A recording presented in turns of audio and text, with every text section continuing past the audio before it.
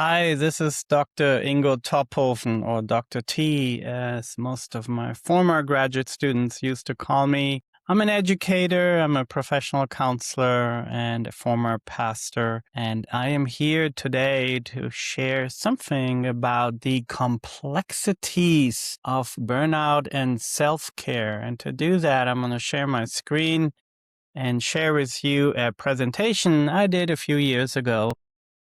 It has been changed a bit. Life changes, knowledge changes, and I have learned a thing or two, uh, as I constantly do. By the way, if you're wondering what kind of background is this is my house. I bought a house 2 years ago from the 1940s, and it needed so much work, and I'm still in the middle of it. That's for another video. I actually have a channel where I'm documenting some of the progress of my house. It certainly can be a metaphor for a stage in life. But I decided not to go fancy with a fancy background, but just show my background as is. Perhaps later I will do a professional intro and outro and a nicer background. For now, that's all I can offer. So let's get to it. Lots of talk these days about burnout. Lots of talk these days about self-care. And I'm of the position that these things are complicated. They are not simple. Every person is unique. Every person has a story to tell.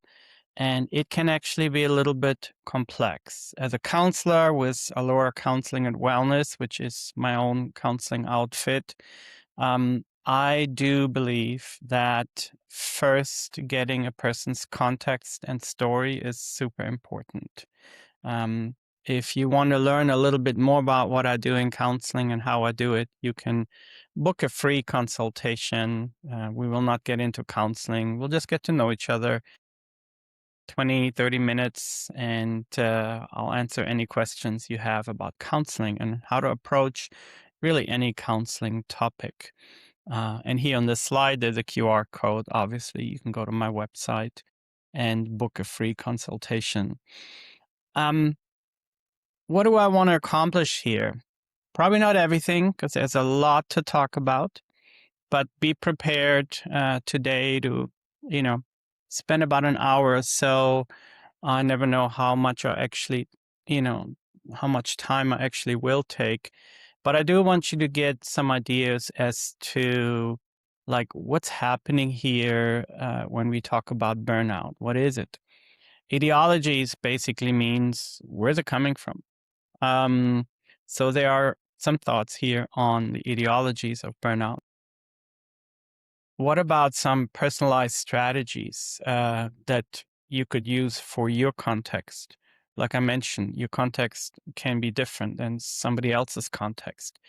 There are some things here that have to do with ethics and the spiritual dimensions of self-care. I'll carefully get into that a little bit. And I do want you to create a stronger awareness, perhaps. Um, um, Looking at your story with respect to how one can get into burnout. And self-care is one way of saying, hey, we're not going to throw our bodies away, our minds away, our lives away for whatever purpose that is not a God-given purpose. So many times burnout happens when we do things we probably shouldn't be doing or stay in a context where we probably shouldn't be in any longer. When I talk about burnout, and I would like you to look at this chart that shows a little bit how we can get triggered. Those are symptoms, consequences when something is pervasive. We do talk in this presentation a lot about a trauma-informed view. That means we consider trauma, even though trauma has been probably overused these days. Um, we do get triggered in this life, in these bodies, and it can lead to a hyperarousal or a hypoarousal.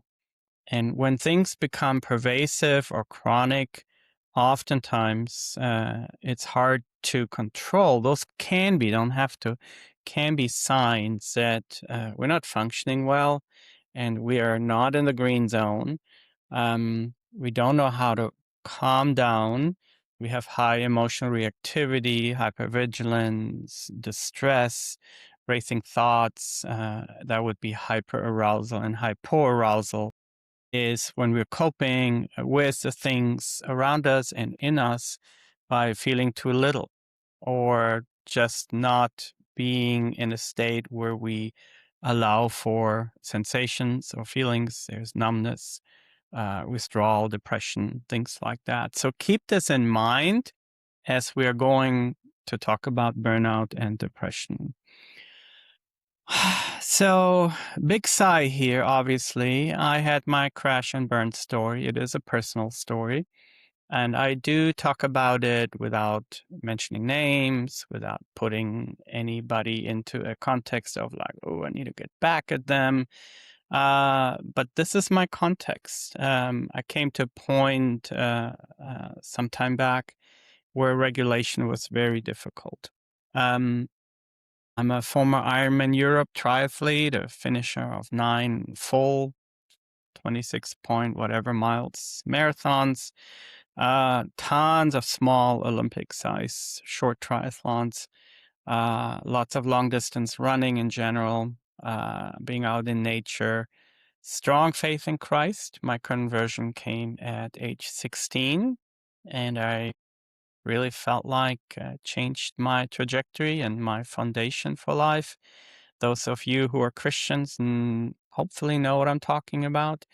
And yeah, so I kind of thought with God and my background, and I can handle long distance stuff, endurance sports. I don't break. That's probably naive. It's probably problem to think like that, but I feel like I can do difficult things, and I did. Many, many stories of doing difficult things. Not so much from my upbringing, which was quite wonderful, but mostly what came age 17, 18 forward. So I did crumble. I crash landed. I got depressed. And I had been physically sick for some time. That wasn't getting better, and it was humbling. Um, I needed to learn to actually honor the Sabbath, stop rescuing other people, um, including a former spouse, stop trauma bonding in the name of God. And so God brought it all to a standstill, and healing does take time, I believe. There are some traditions, again, if you come from a Judeo-Christian or faith-based background in Christianity, then some traditions like want you to just pray and instantly you're healed. There is such things in the Bible, especially in the book of Acts, but um, many times for many people, healing comes through a difficult process of longer healing. It's like a tree growing. You can't see it grow. But if nourished and nothing catastrophic happens, it can go stronger and deeper roots. So learning how to regulate again, finding a new peace in spite of a difficult past, kind of refurbishing an identity, facing one's own demons and one's own issues, and building a new resilience for whatever life is left. I am grateful for that. I'm still in that process, but 3 years, well, burnout happened kind of during COVID, uh, pre, throughout, and post-COVID. So my healing has gone through a number of years, and I do want folks to feel hopeful that it is possible to get through things. Not just because I had that story. I'm like I said, also a professional counselor and been in the space for 30 plus years. And Allure Counseling is just what I do to help people deal with the complexities of their burnout. Basic question, just in general right now. I don't know where you're at listening right now. You might be in the middle of a burnout, which please go seek professional help, reach out, do not be alone. If you're suicidal, always call 911, get help don't be alone. That's important. Reach out. But just to kind of think in general right now, I want to know, curious, pondering, what calms you down, what brings you joy, what gives you peace, if that is a place where you can experience that. Some people are not in that place right now. What generates hope for you, that is actual hope, not just somebody saying you need to be hopeful. It's actually knowing there is hope, something that you can sense as an anchor in your life, something that will not move. Is that something you can determine, you can mention, you can name? For me personally, apart from my faith, which probably rescued me on some levels, there are other things. I love being out in nature. Bicycles makes my heart beat faster. Bicycle riding, fixing a bike, advocating for bicycle infrastructure, especially in a place like the United States where that is sometimes hard to come by. How wonderful it would be for public health, right? If we had connected, safe bicycle paths, they're not that expensive to build compared to what we need for cars. So tiny, tiny fractions of budgets would make a big difference here where people can safely walk and bicycle without having to get in a car and drive 10 miles to do that. My son and I took a bicycle trip, and that was our attempt during COVID to get out there. Um, just a lot of memories, not always easy, but wonderful memories. And obviously, I biked when I was younger, growing up in Germany. Biking was just part of my ways to get places as well as just experiences of wonderful times. Being out there, walking, hiking, biking, keep moving is a hashtag I use a lot. Oh my gosh, that's just, there's something to be said about being in majestic moments or places or just the woods during any weather, including rain or shine. So, heat, I like being out there. And that actually brings me no stress. It brings me peace. Plus, of course, endorphins kick in, vitamin D through daylight. Cheap mental health, I would say, but easily accessible for many people. So that's some of the things that just give quality of life to me. And I do have these little participation things or questions that I would like for you to kind of think about just foundationally right now. This is not yet deep into the topic, but I am wondering, what are you grateful for? Gratitude is tough to come by for people who have been abused or have gone through heavy trauma. But for those of you where you feel like it's accessible right now, wondering, what are you grateful for? Is there something that you can come up with? There are many things I'm grateful for. Some are very simple, and I'm not going to read them all, but perhaps you can make your own list.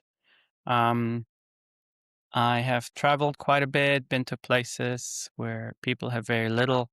And so there's definitely a level of gratitude I have for the many blessings that come with a uh, Western society where we don't have to stand in lines to get a piece of bread or some eggs. Um, there are simple things that I'm very grateful for, and some of them are listed here.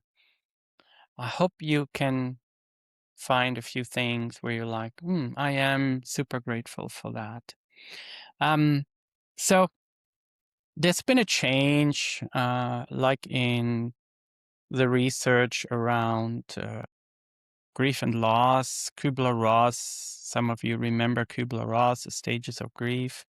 they were pretty static, and research has pretty much moved to more dynamic models. Even definitions of mental health have been more dynamic.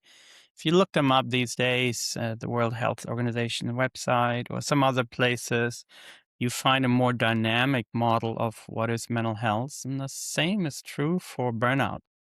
We have gone from a more static model, which is certainly true to some extent, but it's too static, as the name says. And so it has changed. Freudenberger was a German-born American psychologist. He had a lot to do with burnout research. Of course, we always know some people that have names have come to have names around certain research and topics, and I'm sure there's others. So do not look at my presentation as all informative, just maybe getting you started to think about some of it, whether you're a student or somebody who's dealing with burnout, or whether you are a person just interested in the topic and what it actually means when a society has more and more burnout cases. Um, but yeah, he was definitely involved in understanding treatment of stress, chronic fatigue, substance abuse, and he did describe the symptoms of exhaustion professionally and perform a comprehensive study on burnout. And so you can see how Freudenberger, we say in German, certainly influential. But the older view certainly deals with these 12 stages: compulsion to prove oneself, working harder, neglecting one's needs. So you can, we can still use these stages as long as we understand that they're dynamic, interactive, not in that order sometimes. And sometimes very much based on individual factors that are not necessarily reflected in a strict adherence to a stage model. But neglecting one's needs is probably one thing. The counselor would say, for what reason? Why would somebody neglect one's needs? And they can be manifold. Like if you're looking at why do people neglect sleep? Oh, we can get into like all kinds of topics and research and explorations as a counselor. Is like, was there a time when you had good sleep, when it actually felt refreshing and restful? When did it stop? How did it stop? So we get into, as counselors, good counselors always ask good questions and get to the sources of things when maybe something changed. Could be a plain medical situation. Of course, any good counselor would send you to a doctor and make sure we don't have any medical etiology.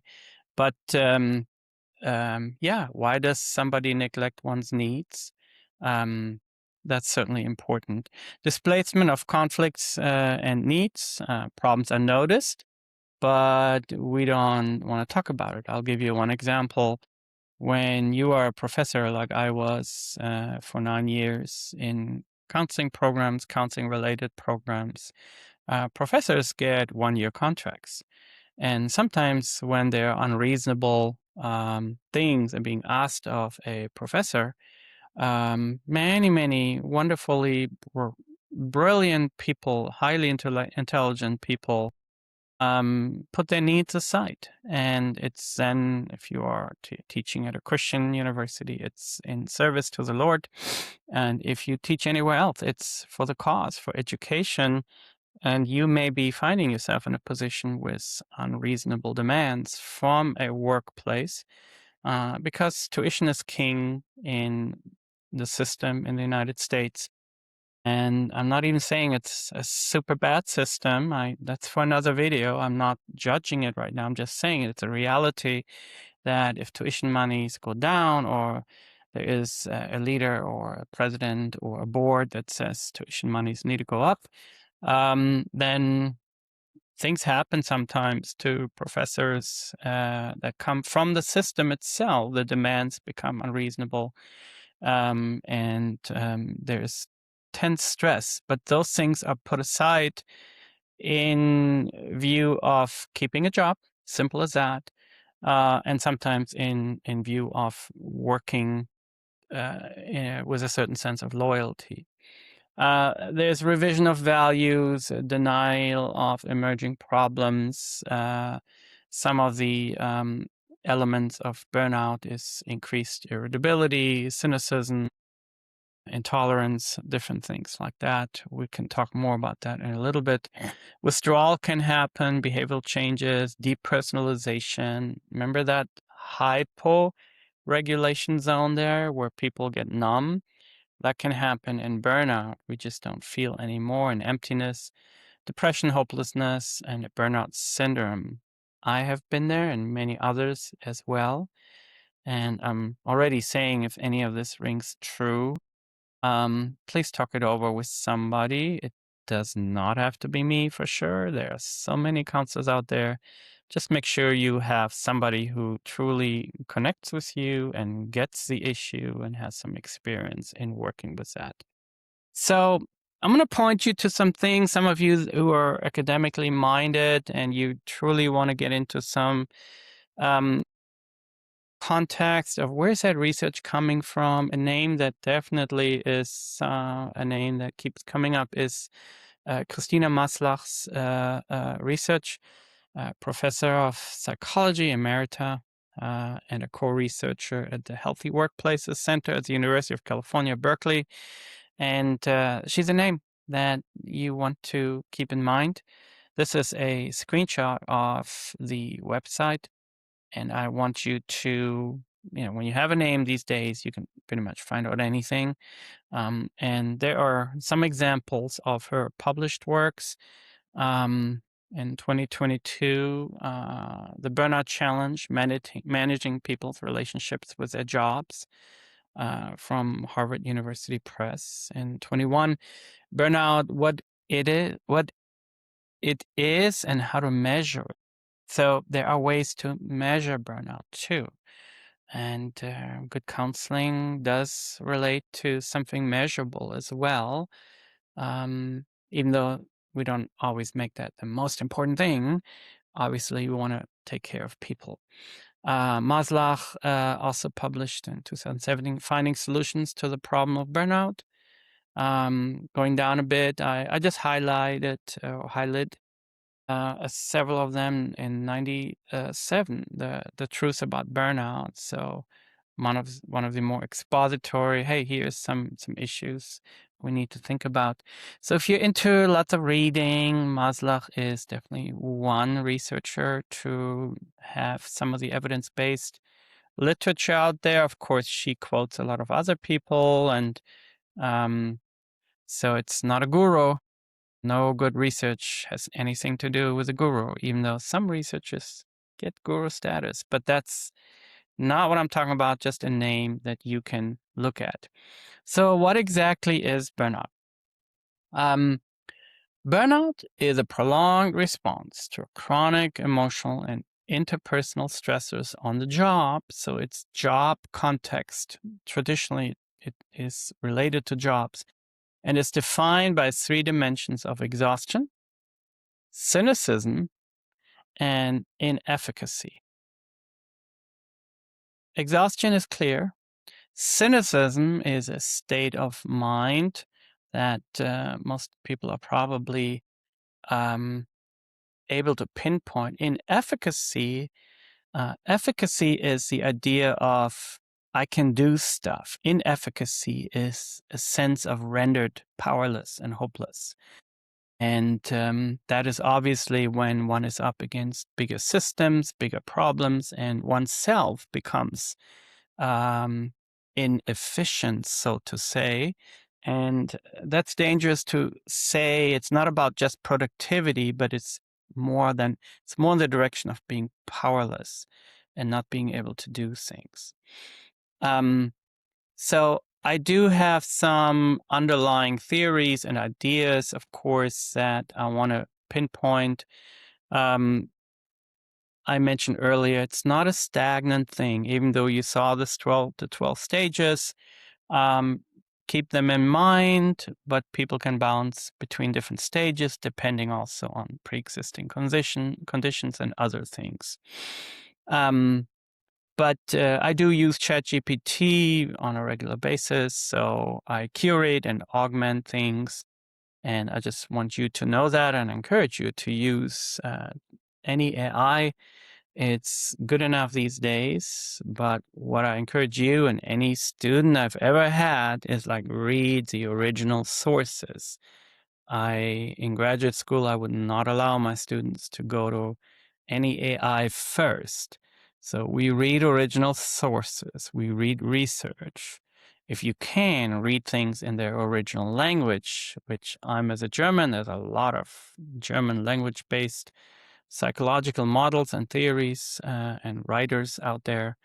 If you can, do that. But in the end, read original sources, and then you have something on your hands with which you can curate and augment things.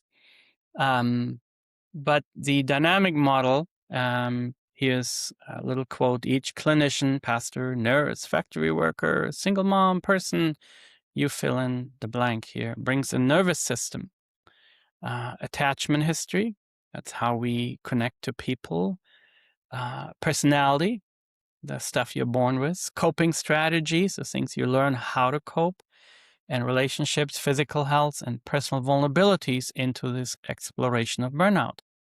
Previous trauma and diverse childhood experiences may influence how intensely a person responds to abandonment, abuse, conflict, helplessness, or suffering.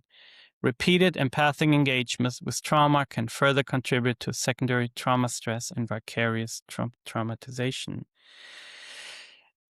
What does this mean?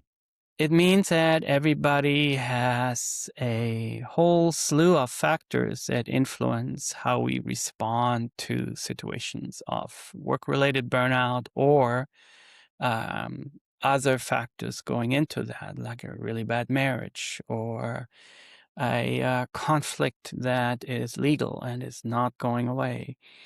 So people have stressors that affect all of this. And one thing we know about combat veteran research, why do some that have been in the same combat zones thrive afterwards and deal with PTSD and others don't or can't? And it appears one of the factors that do make a difference, it appears that some had pre-existing mental health conditions or were more vulnerable, had more adverse childhood experiences, and couldn't cope with them before going into the service. So going into the service certainly is one thing that sometimes for some who are in combat zones uh, brought intense experiences, and then coming back, some just didn't cope. So there's no cause and effect here, but there's correlation. That means that is one factor that may be to be considered. Anything that happens to us in life, including at work, like what are some of the pre-existing conditions. Another thing I want you to think about when we think about burnout is all the influences that have come at a person's life, which goes kind of in hand with what I just said. Bronfenbrenner, I used to have my students say Bronfenbrenner fast 5 times, really fast. Bronfenbrenner, Bronfenbrenner. Try that sometime, just for the fun of it. But Bronfenbrenner came up with an ecological systems model. I'm definitely a systems person. I don't believe you should ever scapegoat one person or one thing. Things are complex. And when you look at Bronfenbrenner, who said in a real simplistic way, there's a lot of influences on our lives, obviously also through different stages of life development. We have the microsystem, mesosystem, exosystem, macrosystem, chronosystem. And that is all an influence on our lives. So anybody coming to you saying, hey, it's only this thing, it's typically wrong. Or it's only this person, that is typically wrong. And it happens though all the time. In this world, we like simplistic solutions, which are not solutions. They just help us feel calmer if we can say, oh, it's all this or it's all that. the influences on an individual are complex. Please keep that in mind as you deal with your own burnout, because there's probably a history to things. I do also come from a vantage point of family systems, which questions you can ask. By the way, family systems, think of a mobile. Is that how you say it in English? A mobile, what hangs over a baby's head, and it's, there's like 8 things dangling around, and the baby's like, ooh, ah, ooh, ah. There's some beautiful mobiles out there. And family system basically says everything is interconnected, even at work. Definitely in families or whatever you experienced as a family. And so you can, if you jerk on one side and something is wrong, it's not going well with the person, everybody feels it, but everybody has something that they bring into the mobile. And so the idea is that distinguishing those things and not just blaming one person or scapegoating one person. Typically, scapegoating is one of the weakest responses to difficult situations, but it happens all the time. What belongs to the individual? What belongs to perhaps an organization? Remember ecological systems? You can have influences right here from work, from school, from a neighborhood. So a larger thing is as well your culture. So there's a lot of influences on a person that can contribute to burnout. And so we need to ask questions.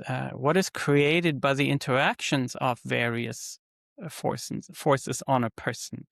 Like politically, some people are elated that there is a more capitalist deal-making president, whereas others are like, this is the end of the world. It really depends on where you're coming from, positioning yourself, and I don't want to get into politics because there's seemingly only 2 choices. And of course, the political spectrum is literally more on a spectrum, not even on a continuum, on a full spectrum, on a variety of issues. And so there are interactions being created by all kinds of forces.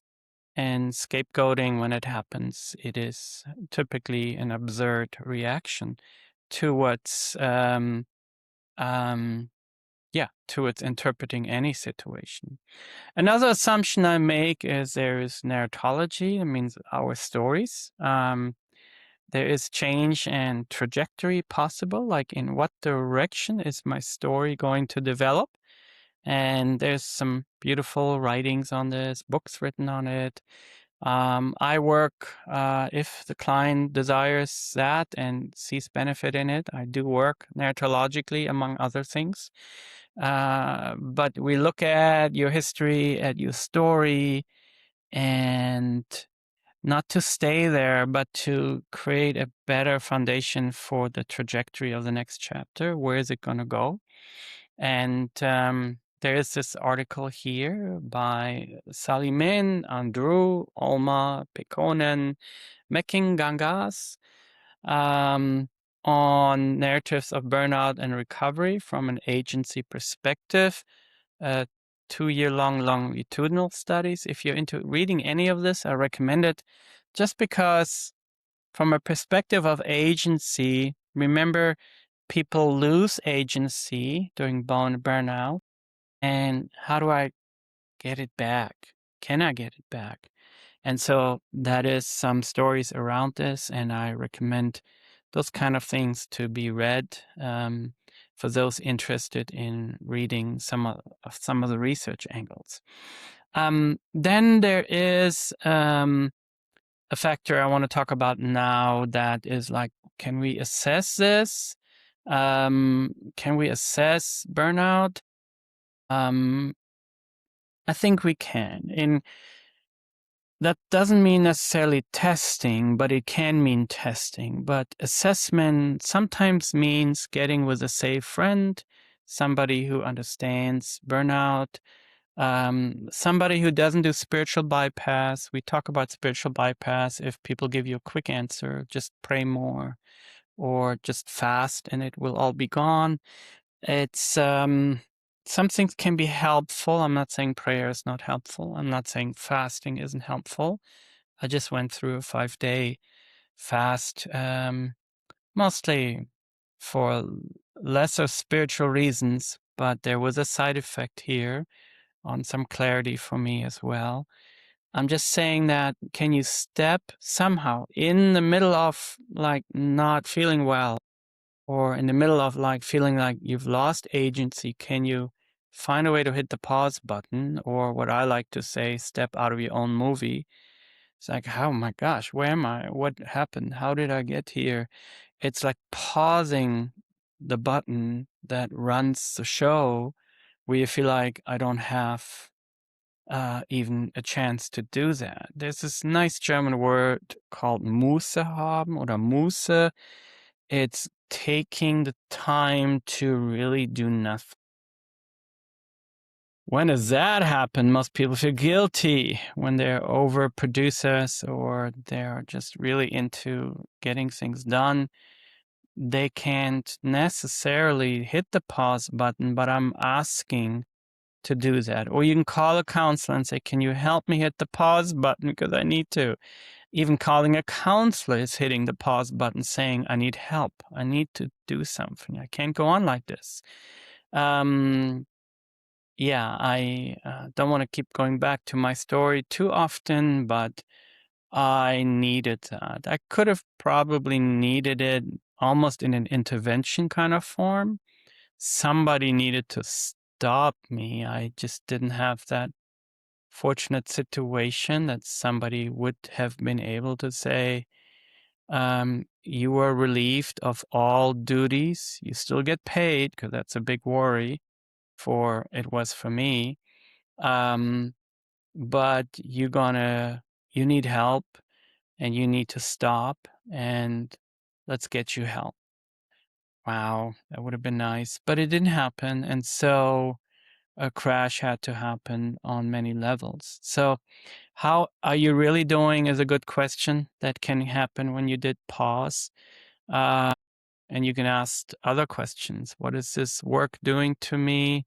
What is the situation doing to me? In the language of agency, what am I allowing to be done to me? And so you want to create a language of agency. Okay. Again, the goal here is how do I get into a more regulated zone where I don't go into numbness, isolation, depression, or on the other end, it's hypervigilance, reactivity, racing thoughts, etc. So there are burnout assessments, the Copenhagen Burnout Inventory. Some cost money, some don't. The Oldenburg Burnout Inventory, obviously based out of Germany. The Professional Quality of Life Scale, the Mini-Z, the Maslach Burnout Inventory, that costs money. And they do have slightly different things that they measure. And so this list is for you just to know, oh, maybe try a couple free things. In the end, of course, I'm a counselor. I recommend go to counseling. But counseling isn't counseling. You want somebody with experience. You want somebody who has had clients in this context and does know how to help you. Yeah, I can talk a lot about cost and this and that. And that's maybe for another video, how to find a good counselor, feeling like you have agency, meaning like, nope, this is not working for me. I'm going to go somewhere else. Typically, you can find that out within a session or so. So you've learned about what is burnout. You've learned about some of the contexts that I see. I do talk ideally a lot about prevention as well. I thought I was doing prevention, But I wasn't. So I wasn't doing enough prevention to actually stop that train from crashing. And so I do sometimes talk about, burnout prevention, if that is what we need to talk about. That's more for contexts like this, where people saw the video and watching it and maybe getting a start into, I'm not there yet. Could I do something to prevent things? Okay.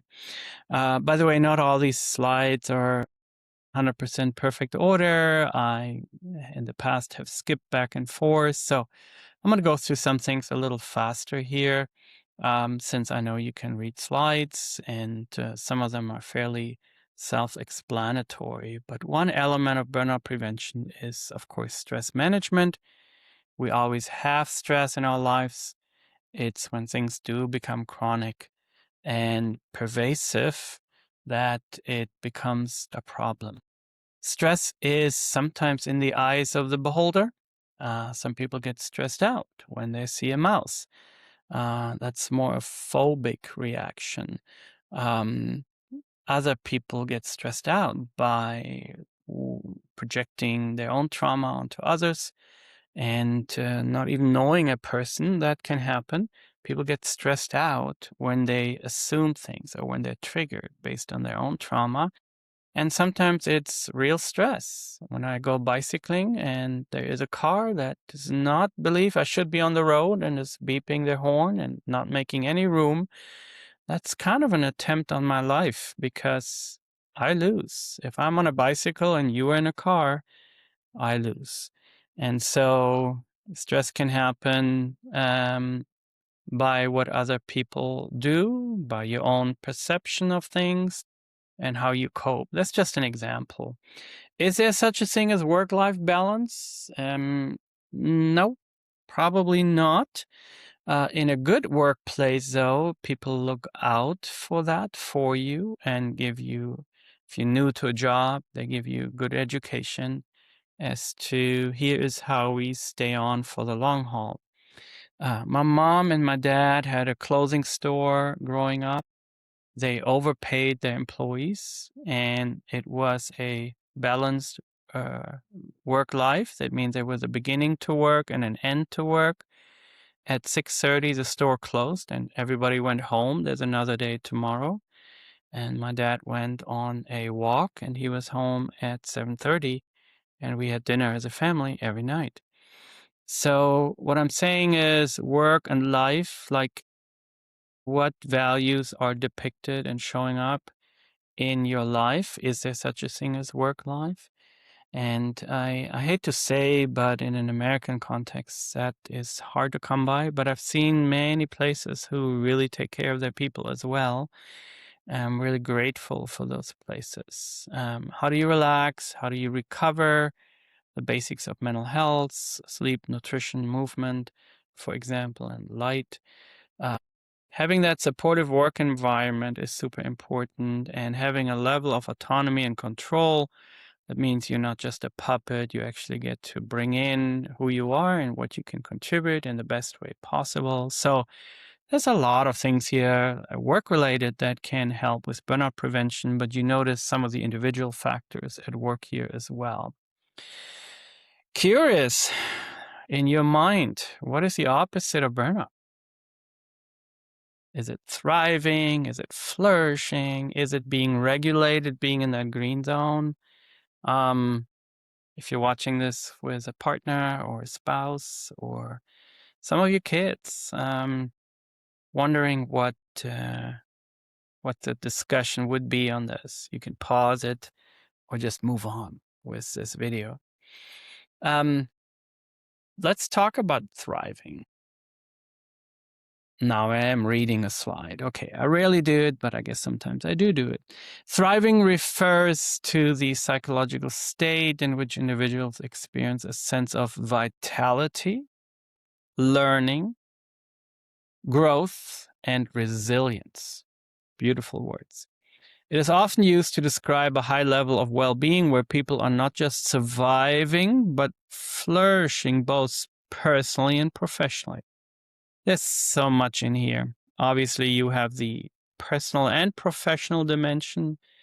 Vitality is certainly in the eye of the beholder. What does that mean? Learning is something we can, like, people are not stagnant. That's why I'm so much against ideologies that just make you align with their thinking, and then that's it.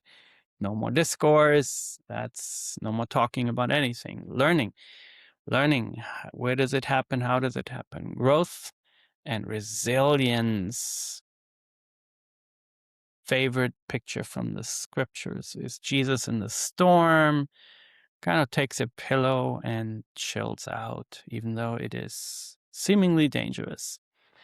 I'm not Jesus, so resilience is harder to come by for mere humans, but certainly a beautiful goal. How can I increase resilience? Okay.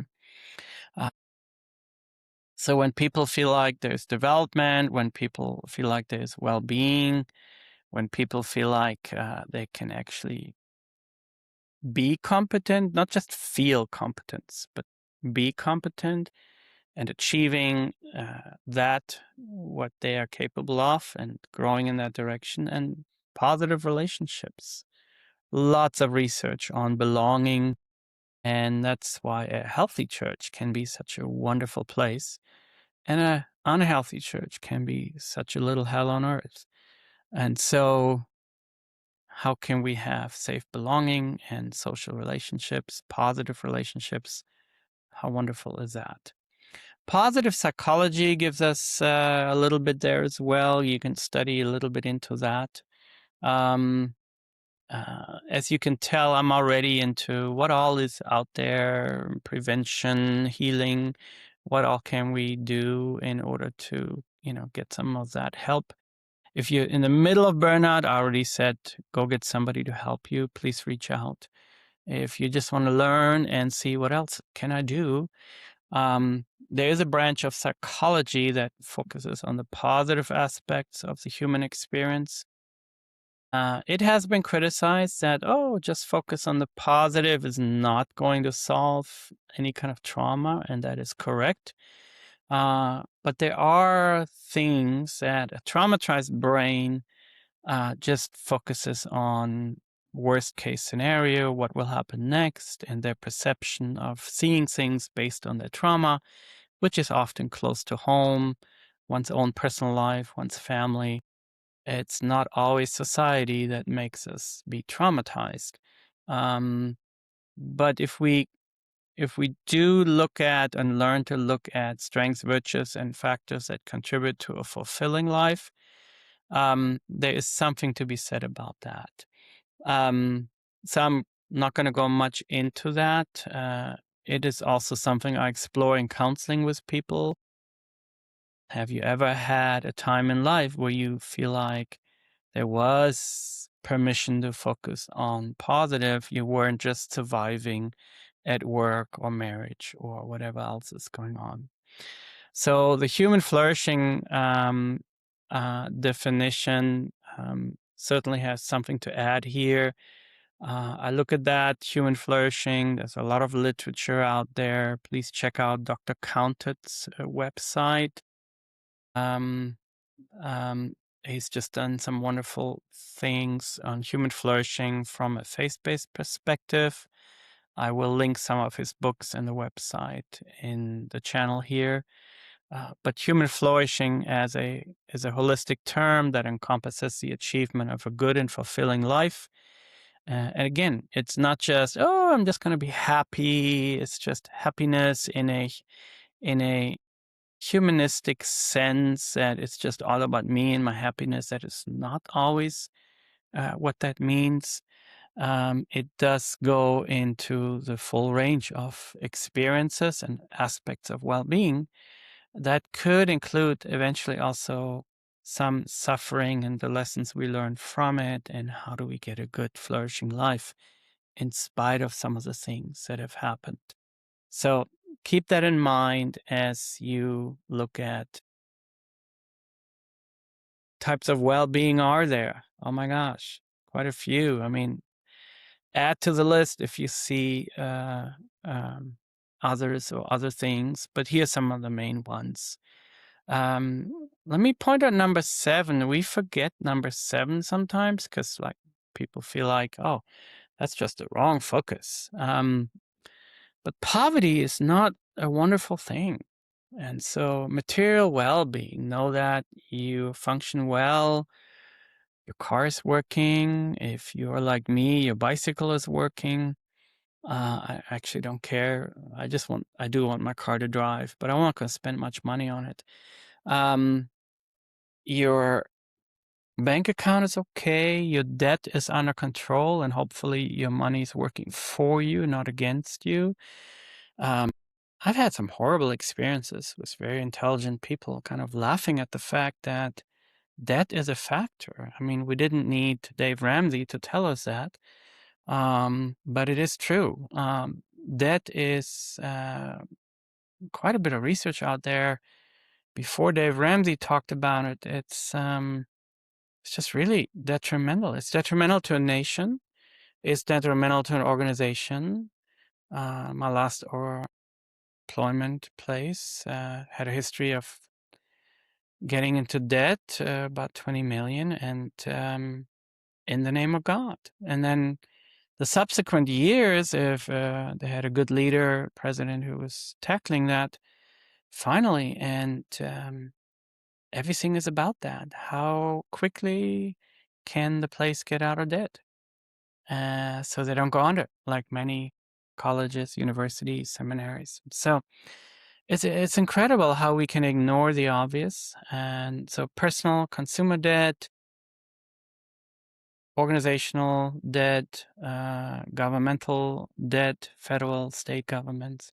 I mean, there's the debt problem is, material well-being simply means that we look at human flourishing, we look at how does a material thing work as something important as well. So I'm pointing that out because it's like, oh, I get emotional well-being, I get physical well-being, I get spiritual well-being, material well-being. Do we need to make that a focus? We do. It's part of well-being and flourishing. So something to think about again with whoever you're watching this with. In an ideal world, how would you like to live and conduct your life? How would you like to be? I think it was Fromm who wrote to be or to have. I read that as a teenager and I was like, oh, I want to be. But having stuff was also pretty cool. But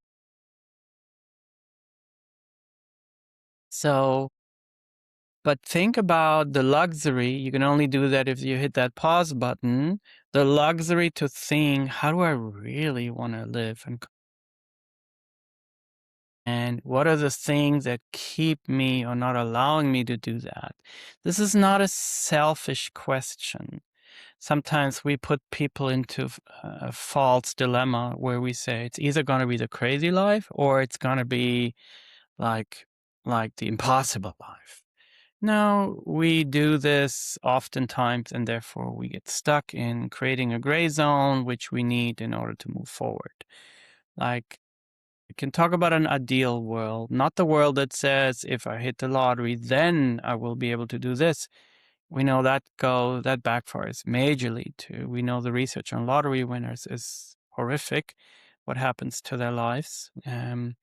So how could that trajectory be built into a realistic scenario, starting where you're at, moving forward? How would you like to be? Fun question, right? So when it comes to burnout in Germany, we have the Hamburger Modell, which is it's something that is not going to be possible. I wondered, should I include it here, talk about dealing with burnout? Sometimes the places where we work do not have a model. They just let you go and replace you with somebody that is willing to sacrifice and not ask any questions. So you end up with just somebody else that we can verschleißen, which is a German word for we can run down. But the Hamburger Modell is something worthy of a discussion. You can, in Germany, when you're medically diagnosed as somebody who can't just go back to work after a week, you get a gradual plan that is paid for by the health insurances. And then you get a time off, and there's medical and psychological and other care involved, medical checkpoints, and then it is a development of between you, the insurance company, and the employer that you gradually move back into full-time work. But it's the focus here is gradual. And that is something that, prevents this catastrophic loss of people at work, or as often as the care here, people that go into like they can't work anymore for good. It's because there's never been a gradual plan and an addressing of the etiologies, the origins of all this. So it's complex, like the title of this presentation. Things are complex and very individual, but consider the idea, especially for churches and faith communities. I've worked with churches where the pastor is in full burnout. Instead of the pastor getting called somewhere else, why don't we become a place where where there is an ability to actually gradually get something going that would work. Okay. Again, your story matters. Where you come from matters. Your pre-existing conditions matters. Your ability to regulate matters. Your physical health matters. If you're in bad physical shape for whatever reason, there are so many things that we need to tweak then and move into a different direction. What I do sometimes to get people a more complex understanding, I don't do it with every client, but I do it with those willing to. I look at your life history. Those things don't cost anything. You just get a document from me, and then you get to write down your life history. I give you like instructions to make sure that it doesn't turn into an autobiography, even though knock yourself out if you ever want to write your autobiography, you can do that. But this is a life history that encompasses each year of your life and everything that's affected you in a kind of a reduced level of a paragraph or two. So I like that because it gives me you, one person's context and the multifaceted stories that contain sometimes very significant things that I don't know if we're just doing symptom work. So that's why I go in the past to make sure we set the stage for new chapters in life to be written. That would be, of course, that new trajectory. And you get to write that chapter for the most part. Ron from Brenner, ecological system. There's stuff in this life we cannot control. We can control how we think about it and what view we take on it. Burnout has negative effects. I don't want to shock you into like, oh my gosh, this is so horrible. It is though, because I think, let me just be very basic. I think of economic effects. Economic effects on the person that has a burnout, economic effects on the institution, even though institutions technically win, because in a push out and get somebody else to start over with an unchanged system is a simple way of dealing with people affected. But it affects the individuals. It affects each institution. I think burnout also affects the climate. If burnout is, if the workplace is badly led or not trauma-informed led, or just really just not looking at the human being behind that who's working, then we end up, of course, with toxic work environments. Get out. That's all I can say. Sometimes we can change a toxic work environment. Time to go, but not in a reaction, ideally, in a way to plan and leave. So the job satisfaction level is so low. Have you ever been in a place where people really didn't want to be there? Um, mm, doesn't feel good, right? Production is low. So it is in the interest of an employer to have as healthy as possible people. And I think it just raises the production overall. Difficult topic because I come from a business family. I'm very pro-business, and I understand that sometimes you can't work with certain people. I would like for employers, though, to create a job culture where people are taken care of while they work. So I used to tell students excellence with grace is what we're after, not perfectionism or rigid or toxic structures. Of course, when people get into self-protection mode, survival mode, they stop withdrawing, they can't work efficiently anymore, etc. We talked about the hyper and hypervigilance that increases. We've had many times in my consulting with churches, I've seen a mismatch between the position and the person. If you have the person that is an introvert and really doesn't like people that much, even though, yes, she loves Jesus, but if she is having her face in a book and she is the secretary that is in the foyer, then you got the wrong person there. It's sort of like somebody comes in, is like, how dare you interrupt me from reading my book? And what do you want? That kind of like is the wrong person, as a mismatch in the wrong spot.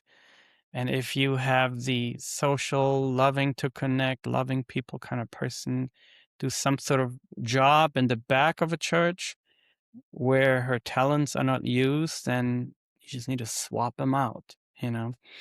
But yeah, mismatch. This happens on a regular basis, and I can talk a long time about burnout in churches and faith communities as well. Happens everywhere where you begin to ignore Sabbath and Sabbath rest. There's spillover effects, of course, and I need to keep going here, so this is not going to get too much longer. But you certainly have the spillover effect on family, on kids, and therefore untreated burnout and context in which it thrives, like, like a dark cave where mushrooms thrive. Sometimes burnout thrives in certain environments. And of course, the impact on marriage and family is tremendous. I would say one of the reasons that I couldn't be married any longer after 30 years of marriage was the impact of burnout on my life. It's very complicated because I'm not going to go into the history of who I married and what she had to go through in order to survive with pre-existing conditions, and then what happened in our marriage as well. Work-family conflict and balance. Of course, hopefully we can, sometimes move into something beneficial. We're learning harmful work-family conflict. The typology can be very harmful, can be passive, so it doesn't have that many impacts yet. So we look at, hey, not everything that's happening is always for the worst. Sometimes God has us go through very difficult things. We come out better in the end. I still believe, though, that there are things, and that's where the harmful comes in, where it starts to erode the walls that need to be there to have safety, health, family, family still working, marriage still working, etc. Of course, there are things that just don't work anymore. Yeah, I just talked a little bit about that. In the interest of time, let's take a look at self-care strategies. Some of what I talked about already was burnout, what is it, and burnout prevention. You were already talking to yourself probably about, I need to do more of this, or I need to hit the pause button, or I need to get assessed, or I need to talk to somebody. So self-care strategies are all those things where you stop what is not working. From a professional counseling perspective, self-care is actually an ethical mandate. And if you are in a profession where you have high responsibility, like in counseling, or you work in a flight control room, and you can, it's a mandate, because when you're not well or not well enough, then you do damage, or it's dangerous. So self-care is not just, oh, it's just a hip thing to do. It's actually a mandate. I also call it, from my theology, I call it a stewardship principle. It's like, how and why do I run into the ground the things that God probably wants me to keep in great care, because they're given to me as a gift? So think about it from that perspective. And yeah, I've heard this before. I used it in preaching, I've used it in seminars and webinars. Don't set yourself on fire to keep others warm. We can teach people how to make a fire, but it's very difficult to maintain if you're enabling people. And that's for another video. Okay. National Institute of Mental Health said this here: taking the time to do things that help you live well and improve both your physical and mental health. And so you are looking at, how do I manage stress? I would like to add, how can we eliminate certain stress sources that are not necessary or we allowed in our lives? Lower your risk of illness and increase your energy. Even small acts make a big impact. I would like to say that in life we will be confronted with many difficult things, even relationships, even family. Of course, the goal is to heal relationships, not to just toss them away. That's, again, keep making reference to, that's for another video. But yeah, it's very hard to grow in relationships. And so at least we should try and show honor and respect, of course, unless relationships are clearly sexually abusive or physically unsafe and things like that. Yeah, so there is coming to an end here very soon. That was just a random candle picture in the middle of the presentation.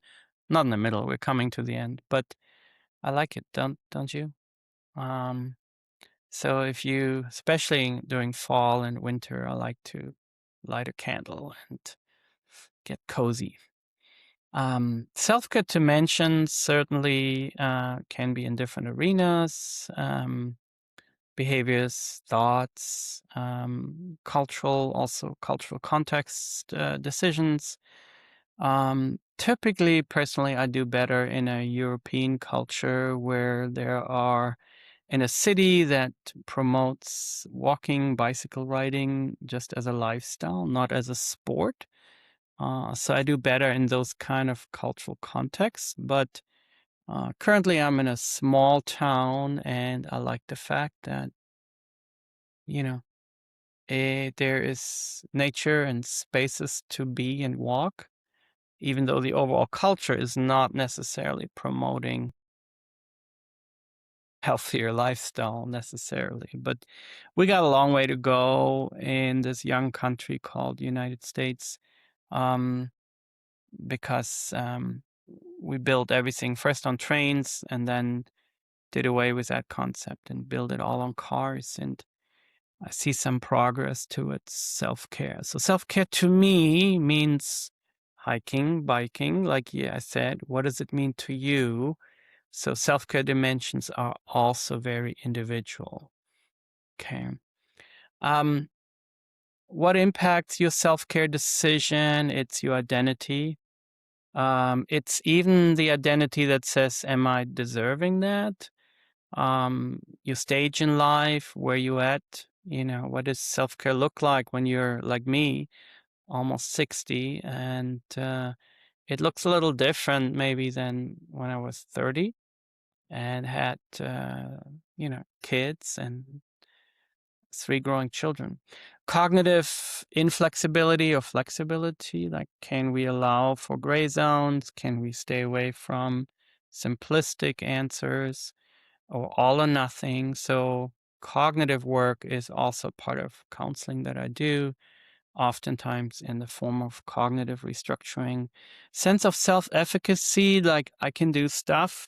I kind of lost it. If you never had a sense of I can do stuff, then it's difficult. So we work on a sense of self-efficacy, establish some of that ability to, I can do stuff. Boundary ambiguity or healthy boundaries. We want to make sure we learn what boundaries are. Don't recommend cutoffs, but I do recommend healthy boundaries. Cutoffs are necessary sometimes, but many times they're not. Personal trauma, one's own trauma, of course, like what happened in your life. Vicarious trauma, you can be affected by the trauma of somebody else, especially if you're working closely with them. I have plenty stories on that one. And it's very dangerous when people don't know what the impact is of their trauma on other people, or they can't or don't want to see it. Very tricky. So a big question would be dealing with trauma and self-care is like, does my team have the ability to have ownership, that everybody takes ownership of like, this is what I do to other people and with my trauma reactivity. And then, of course, that includes you as well, or me. Levels of differentiation, that means I know where I stop and somebody else begins. Having a sense of I have an identity that is differentiated. This comes also from family systems, that I grow away from my family of origin into my own person. And the ability to relate on a new level shows a level of differentiation. I am my own person and not getting, sunk. So these are all factors that impact your ability and how to do self-care. So if you have some questions on that, again, I'm saying a good counselor will help you walk through all that. Here's a boundary that one pastor said one time in a research study. I was collecting data from pastors, and the pastor said, I've made the radical decision to hold everyone accountable for their own actions. That is mental health as I understand it today. So there is that question I had, like, what is mental health to you, to pastors? And this is what one pastor said. Never published this work, but there was a collection of about 100 interviews with pastors. What is mental health to you? Good question to ask. And he was stopping carrying everybody's burden. And he said in other ways, like people would dump and dump and dump. I would pray, and then they would go right back into like, okay, I feel better. But sort of he felt like, oh my gosh, this is just a lot. So when I work with churches, I help them establish a system of care. So the pastor is not the only one doing stuff. Doesn't require a subscription model. You're not stuck with me for 10 years. But if you're a church leader and you want to talk about how do I create a mental health, trauma-informed ministry that fits my church and my budget, and yeah, let's talk mental health in service of the church. That would be great. Obstacles to self-care. There's more, of course, here. This is from a book by Riegel et al., which means Riegel and other researchers. Why do they struggle to do self-care? We certainly have an attachment to unhealthy behaviors. I do. When I'm stressed out, I look in the fridge. Gotten a lot better, but it's certainly something that is an unhealthy behavior, is that I would eat away my stress. Lack of motivation to change. Like, what would motivate you to change actually? I think one of the biggest motivators for change is when you have small successes and then you're like, oh, I do actually feel a ton better. Or this is so relaxing. I'm beginning to get a benefit from my small change. Too big a change leaves you with failure experiences. So small measurable changes can lead to motivation in and of themselves. So read through this and life events, number 7, of course. Nothing is linear. We go in zigzag. And so I talk a lot in terms of new chapters, narratology. I talk a lot about trajectories, like this is the direction we're going. Like this country, is it going in the direction of, economic flourishing? Which doesn't answer the problem for every problem, but is it? Is it not? What is flourishing economically? What else do we need to flourish? What are some of the systems and things that promote that? Many questions to ask. And so I want you to just ask the questions. What are your obstacles to self-care? What might improve? Human contact. If you have a self-care goal of walking, apart from just walking by yourself, why don't you walk with a good friend? I know for ladies, it appears easier. Guys are like, I walk by myself. Could you consider the idea of like, I walk with a friend, and that's our time to learn to talk to each other, be honest with each other. Just a thought, you know. Empathy helps. If you have a person that is a cheerleader in your life, if two traumatized people try to improve on self-care, typically that's like ends up in no good kind of situations. But I just want to encourage you, seek the human contact and empathy. And if you're married and you don't have any of a person in your corner that is not just saying it one time, but is actually living that encouragement without overly taking responsibility for your choices, then that's a blessing. Please be blessed and encourage back. Tailored interventions, somebody can help you set up some tailored intervention. Healthcare professional support, any kind of care support, I'll put a caveat on it by saying it needs to be a good fit, needs to be affordable for you, and it needs to be somebody who actually knows how to support you best. So you can read through these kind of things, and organizationally, of course, a lot of organizations need policy changes. I've seen just way too many organizations that are not trauma informed, and they just blame a person and then not address the deeper issues of why are we doing what we're doing. I have a lot of stories to tell. That's for another video, perhaps. Um, this is from a more feminist perspective, the body and self-care. Talks about Nagoski, and Nagoski talk about the bikini industrial complex.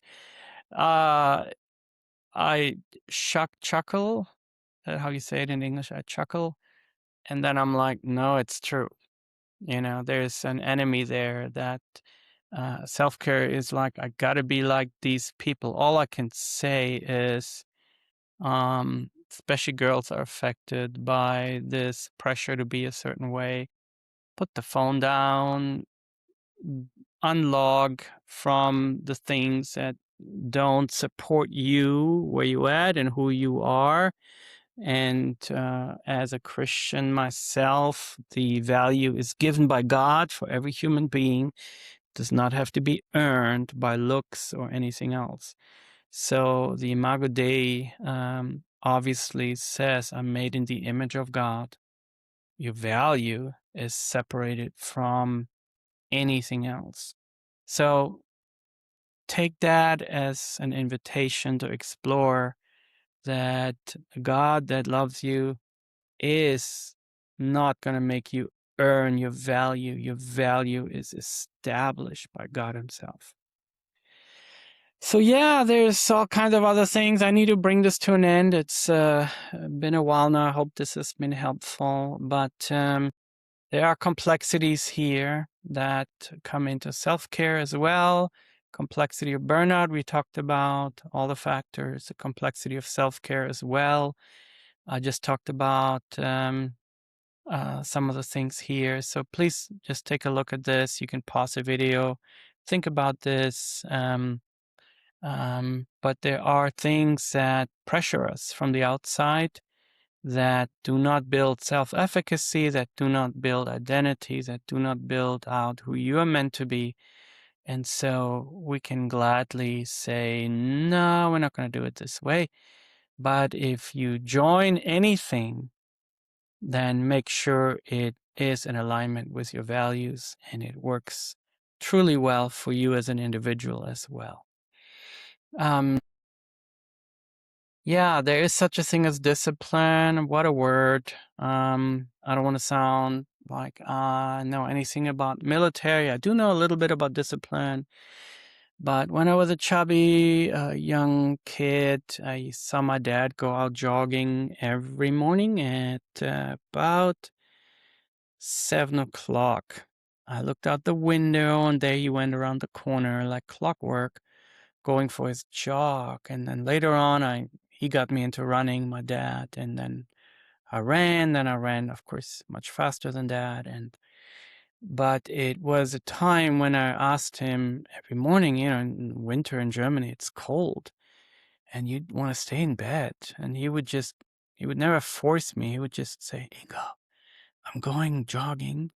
Want to come? He always gave me a choice. Sometimes I didn't, but many times I started going.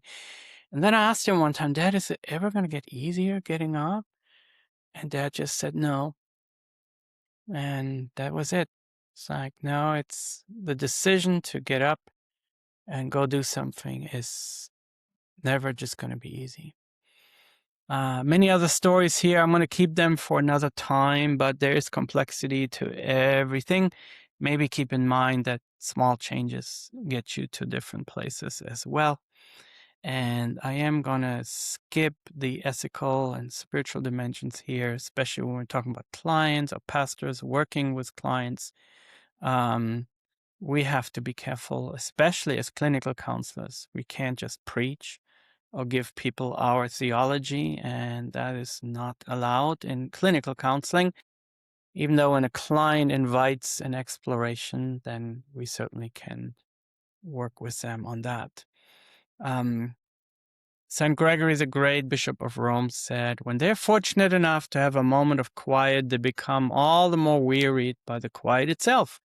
And so it happens that while they rejoice in being busied by worldly happenings, they remain ignorant of the internal life that they should have been teaching to others. This is obviously a criticism of busy people.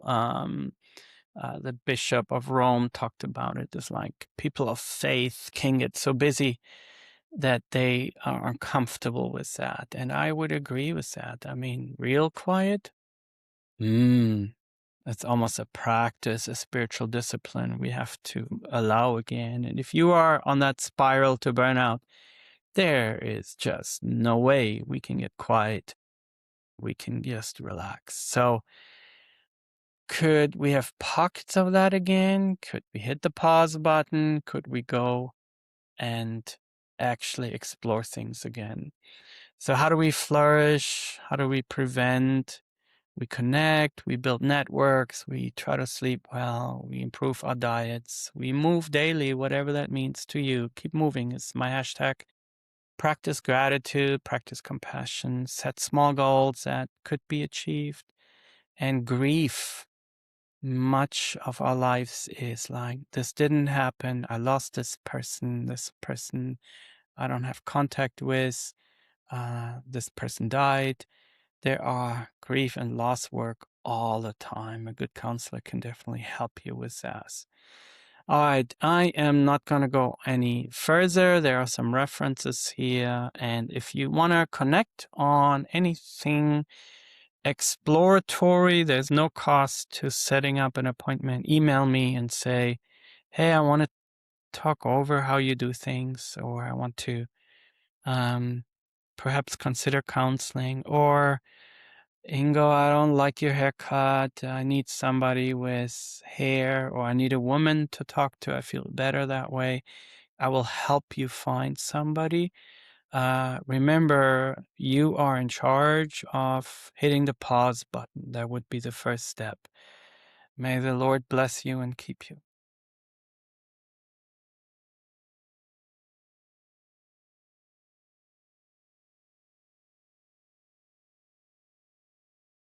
Oops.